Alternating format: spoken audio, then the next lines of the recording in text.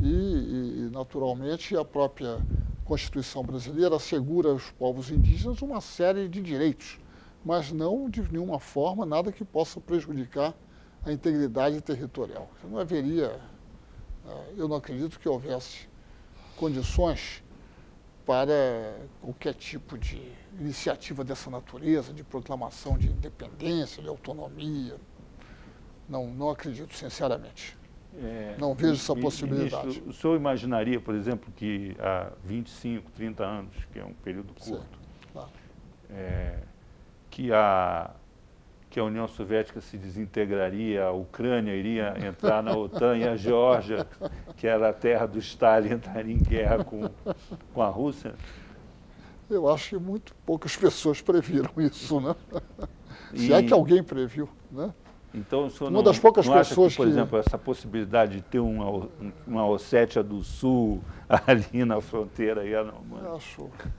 Nos próximos 30, 40, 50 anos, Mas ela hoje são diminutas, pode mas ser a tendência é a descartada, populações crescerem quando você garante uma reserva. Não, mais do que descartar, é pelo menos haver algum plano estratégico de lidar com isso.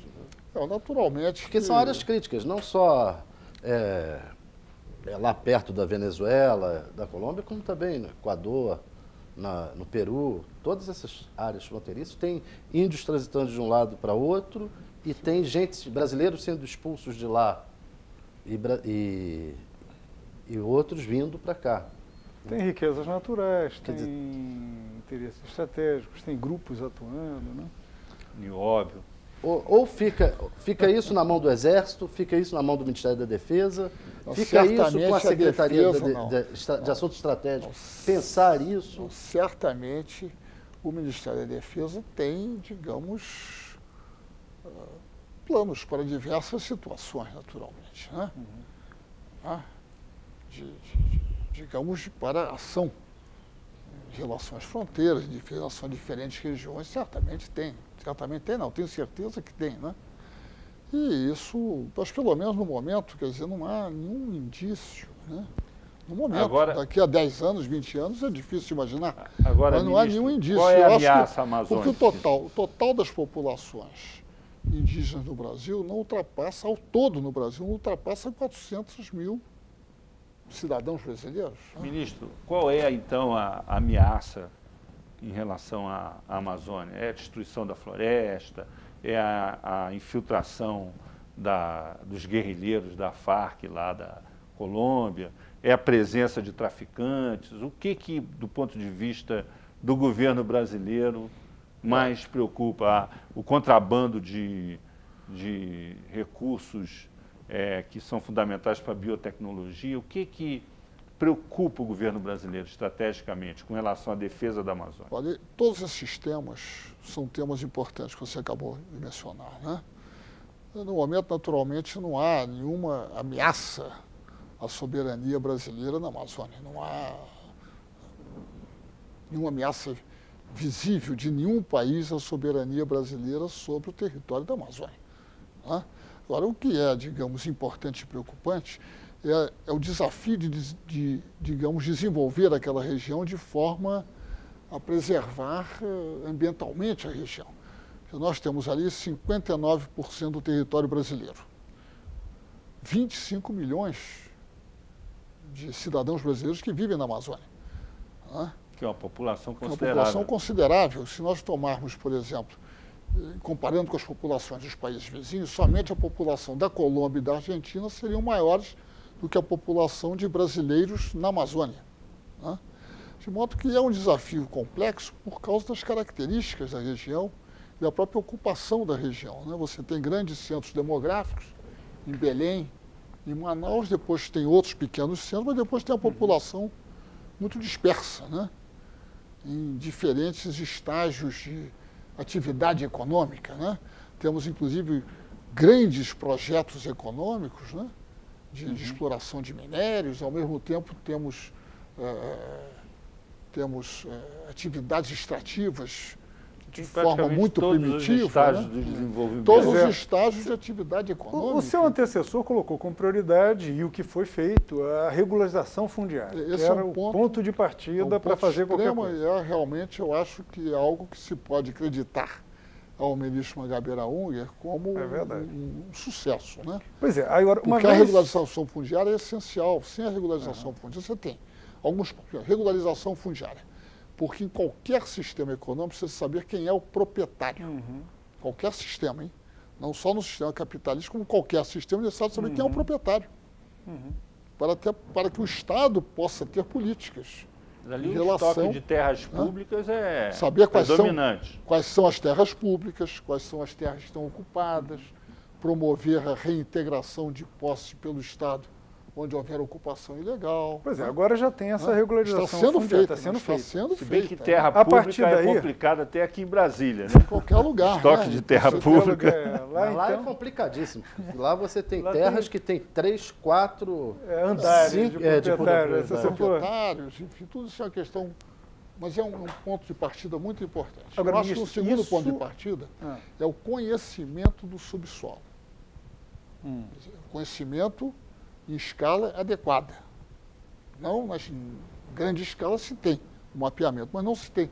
Do território brasileiro, em escala, digamos, chamada geológica, se não me engano, somente 16% do território é conhecido. Só 16% do território brasileiro todo.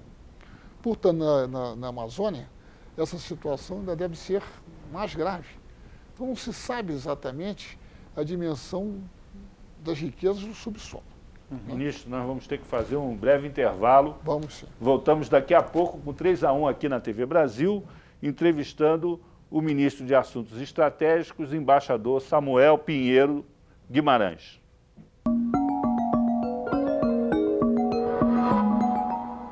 Estamos de volta com 3-1 aqui na TV Brasil e nosso convidado de hoje é o ministro de Assuntos Estratégicos, embaixador Samuel Pinheiro Guimarães. Participam dessa nossa conversa o jornalista Sérgio Léo, do jornal Valor Econômico, e o jornalista Thales Faria, diretor do IG aqui em Brasília. Nós vamos abrir esse bloco com mais uma pergunta de telespectador. Por que o senhor se considera um nacionalista? Bem, eu me considero um nacionalista porque eu tenho uma preocupação com os interesses nacionais. Minha primeira preocupação é com os interesses nacionais. Não é? E acho que é melhor estar preocupado com os interesses nacionais do que estar preocupado com os interesses dos estrangeiros. Não é? De modo que eu acho que... Agora, porque acredito no meu país, acredito na possibilidade de criação de uma sociedade desenvolvida no Brasil. Acredito na possibilidade de criação de uma sociedade altamente desenvolvida no Brasil. Nós temos as condições para isso. Para isso, nós temos que partir das características da nossa sociedade, para verificar quais são as políticas adequadas ao nosso povo e não políticas que podem ser de interesse de outros países, mas que talvez não se adaptem de forma adequada ao nosso país e à nossa sociedade. A ideia do nacionalismo está muito associada a uma política, uma visão anti-imperialista, anti-monopolista. Como é que é ser nacionalista num mundo globalizado como agora, em que o Brasil, inclusive, tem que ter uma política para fortalecer os seus grupos econômicos, na prática é estimular a formação de grupos monopolistas de capital nacional? Como é que é isso?